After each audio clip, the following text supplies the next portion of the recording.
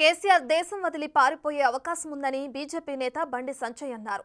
అందుకని కేసీఆర్ తో పాటు బీఆర్ఎస్ నేతల పాస్పోర్ట్లను సీజ్ చేయాలని డిమాండ్ చేశారు. బంగారుపల్లెంలో తెలంగాణను అప్పగించామని బీఆర్ఎస్ నేతలు చెప్పడం సిగ్గుచేటని అన్నారు. తెలంగాణలో జరుగుతున్న పార్లమెంట్ ఎన్నికల్లో బీజేపీ కాంగ్రెస్ మధ్య పోటీ ఉంటుందని చెప్పారు. మరోసారి మోదీ ప్రభుత్వం అధికారంలోకి వస్తుందని ధీమా వ్యక్తం చేశారు.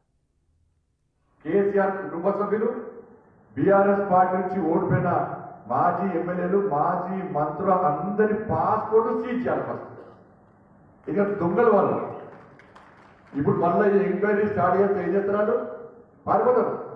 వాళ్ళని బిత్తలు అడ్డు పెట్టుకున్నారు. మాకు కేసీఆర్ తప్ప మీదంతా పారిపోతున్నారు.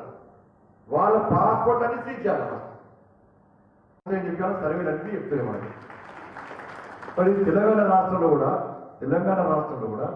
50% ఎంపీకి ఇలా బీఆర్ఎస్ పార్టీ అనేది ఉండదు. రాసిపెట్టుకోండి, బీఆర్ఎస్ పార్టీ అనేది ఉండదు. బీఆర్ఎస్ పార్టీకి ఎక్కడ అసలు బీఆర్ఎస్ పార్టీ పోటీలో ఉండదు. రాసిపెట్టుకోండి, బీఆర్ఎస్ పార్టీకి ఎందుకు ఓటేస్తారు? పోటీ అనేది రెండు జాతీయ పార్టీల మధ్యలో ఉంటుంది. బీజేపీ, కాంగ్రెస్, ఈ రెండు పార్టీల మధ్యలో మాత్రమే ఉంటుంది.